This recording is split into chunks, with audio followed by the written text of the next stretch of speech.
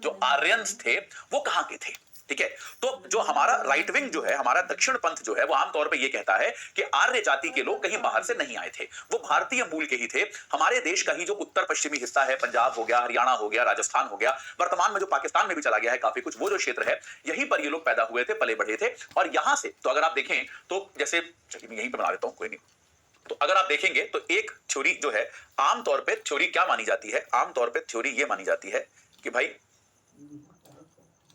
एक बार मैं आपको, कि जो ये आर्य जाति के लोग हैं, इनके लिए अंतरराष्ट्रीय तौर पे स्वीकार्य थ्योरी जो भारत में भी काफी लिखी गई है, वो ये है कि भाई ये लोग जो थे, ये ईरान इत्यादि या फिर जो आपका मध्य एशिया का क्षेत्र जो है, वहां से ये लोग भारत आए थे। तो एक थ्योरी क्या है कि ये आपका भाई ये भारत है, इसके इधर पश्चिम में, उत्तर पश्चिम में यहां पे ईरान आदि देश है।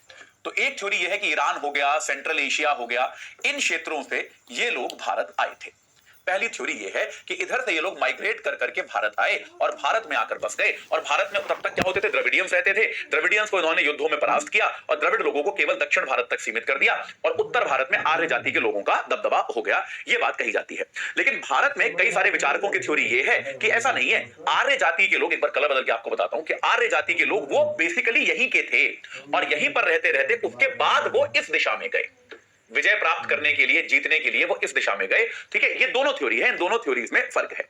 तो अब इसमें सबूत के तौर पे जो लाल वाले हैं, ये राइट विंग वाले जो लोग हैं, वो क्या कहते हैं, हरियाणा में एक जगह है राखी गढ़ी, आप में से कई लोग होंगे उसके आसपास के, तो राखी गढ़ी में एक ये अवशेष निकला था, एक हड़प्पा के किसी व्यक्ति का।